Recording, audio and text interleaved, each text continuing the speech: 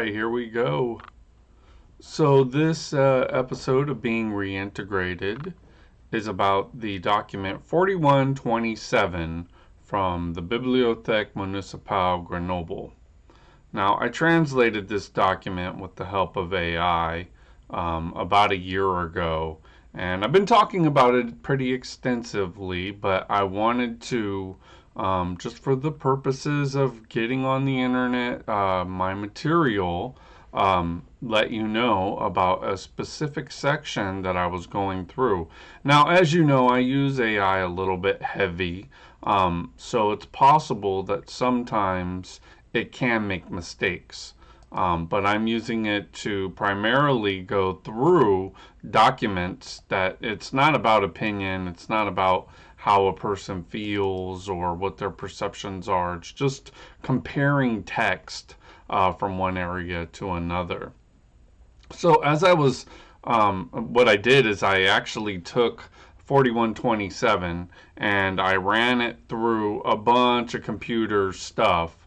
And I could tell you my method, but then that wouldn't work right because then you'd know my method for how I do my research, and that's not you and your creativity. So basically what I did is I got the text and then I translated the text using AI, and I had AI look at sections and find where the proper breaks in the text would be, and then I then had AI give me headings for that, and so we have headings.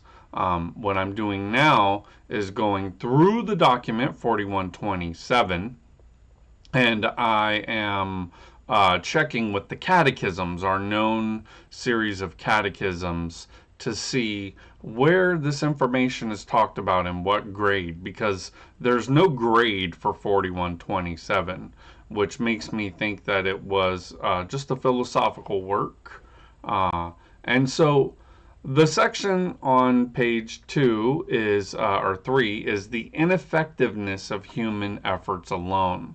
It says, now this proof of our separation from God's ways is sufficient for us to believe that all the efforts and sacrifices of the creature gathered together could never have satisfied God's justice, given that they were all hindered by their iniquity.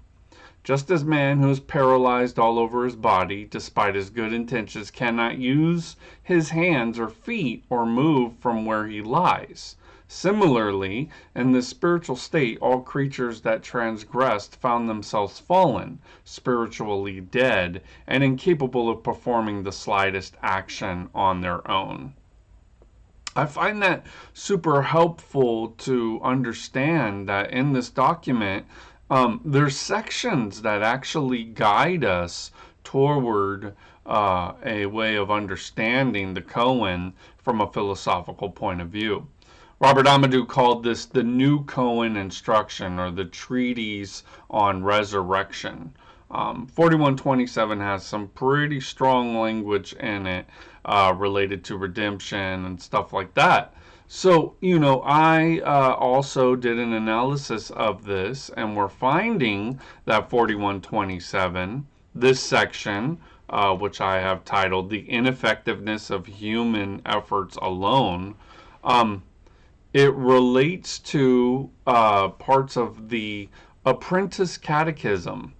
And so what I wanted to do is I wanted to go through and look at all of this material in relationship to the topics and headings that we have here. So, welcome to the Being Reintegrated podcast, and you'll see this as a free video on the Elu Cohen Research channel. But also, I wanted to go over this and just give you a little bit of information of what the beauty is of these new technological challenges. So, the catechism that most closely relates to the concept of ineffectiveness of human efforts alone, which I just read to you in a brand new English translation of 4127, is the Symbolic Apprentice Catechism. Specifically, the following questions and answers from the Symbolic Apprentice Catechism are particularly relevant. The question is, did you obey? And the answer, no, to my misfortune. That is I did a combined document of all the catechisms. So I'll go ahead and give you where that's from. That way we don't run into any issues of what these catechisms are. I mean, I've done extensive work in trying to get all this down to be able to talk with everybody about it. So I'm really happy to be at this point to be able to actually talk to you about this, which it comes from that question, did you obey, comes from the Baylot FM 415. So we have full sets of catechisms. That's not the problem. The problem is having somebody that will interrelate these catechisms with the proper work that needs to be done. So the next question is, after your crime, what was done to you by the grand architect? And the answer is, he shamefully drove me from this place of delight, withdrew the light and power which he had given me, and abandoned me to the rigor and caprices of those whom he had subordinated to me. Now, we're also doing, as part of the order work, if you haven't heard, it's the Order de Cohen Resuscité. We're doing a new translation of the Red Book from both Solesme manuscript and the Lyons manuscript of Saint-Martin's Red Book. So we have a brand new version of that, which is going to be out. I'm not sure how we're going to release it. We might release it on academia.edu under the order name, or we might just release it privately as a document. But I think all Martinists should have this because it goes over the red band of the Cohen. And this is primarily, the red band are the Cohen degrees. The rest is just kind of leading up to this. And according to Serge Callier in the Seven Seals of the Cohen, we do not have full rituals of the red band. So anyway, in the first statement, it says, Saint-Martin says, science is the shame of man because it makes him feel all that he has lost. So we're looking at these catechisms from that kind of perspective, that, oh yeah, we are seeing that in this deplorable condition, what became of you? Or let me give you the catechism that was from.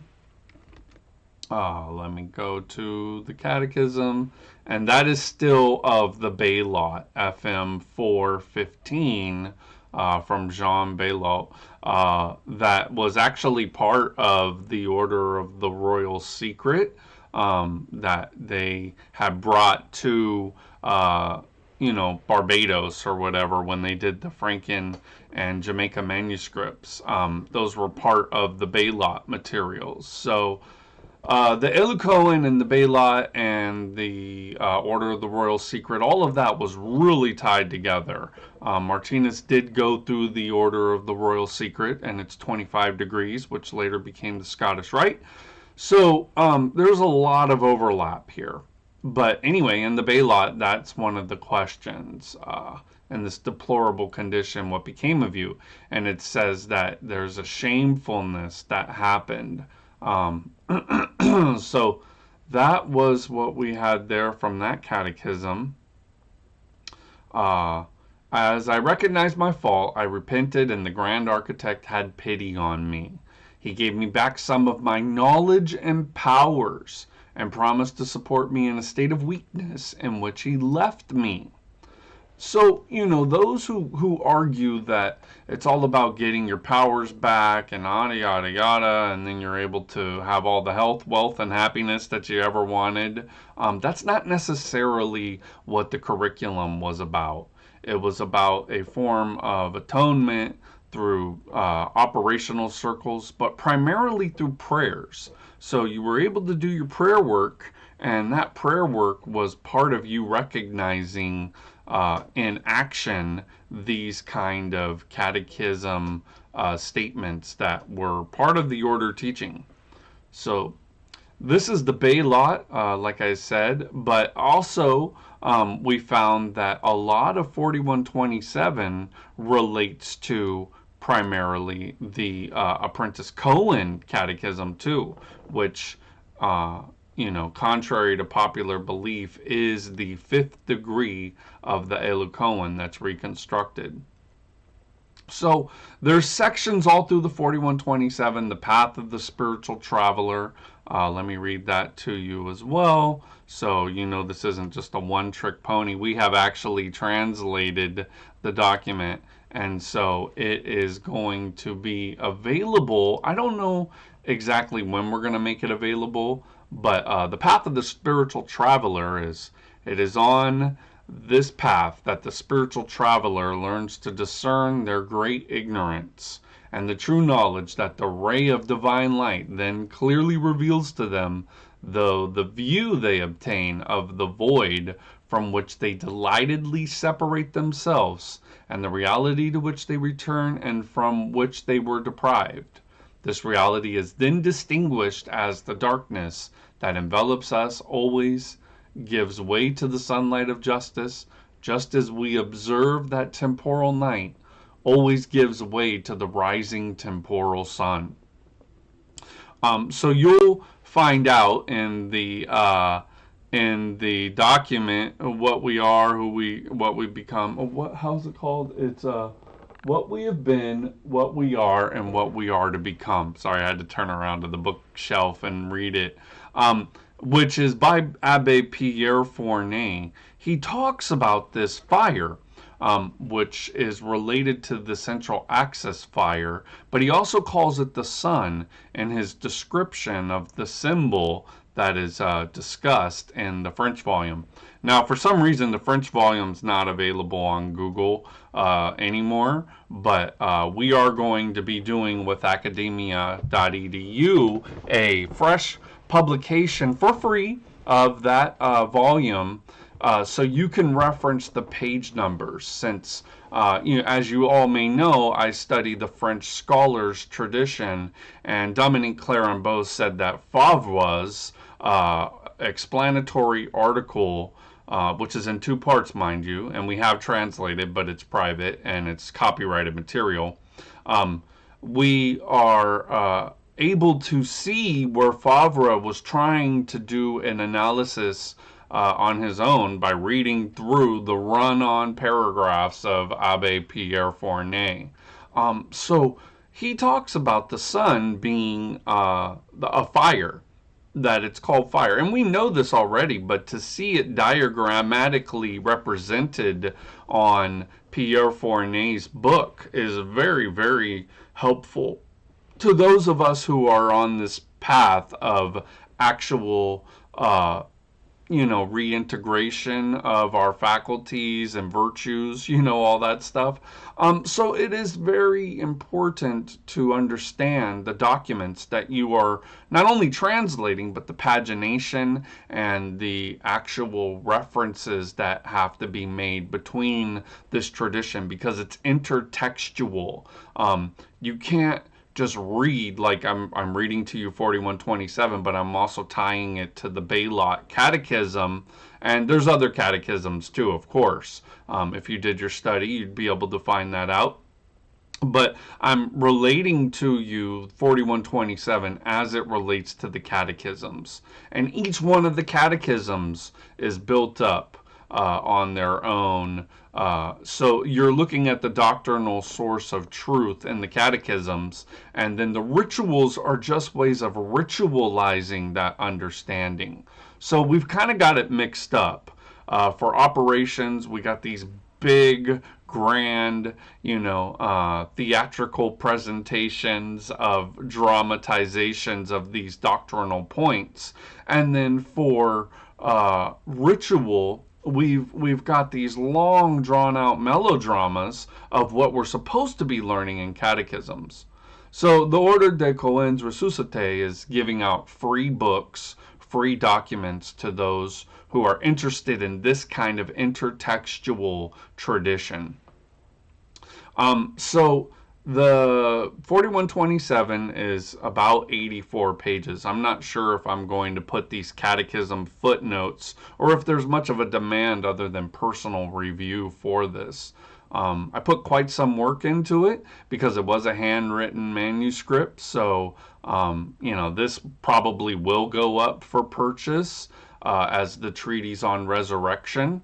Or the new Cohen instruction. I'm not sure what we're going to call it next. According to Amadou, that's what it could have been called both times. But I just wanted to read to you sections of this document because it's not readily available. It's hard to find, and then if you're able to plod through it, you may not have these sections because a lot of these things were like they look like journal entries. They're just on and on and on ramblings. But one of these is the path of death and rebirth through Christ. Now, I didn't analyze it through the catechism, so I'll just read it to you, but you'll hear the depth of this kind of document.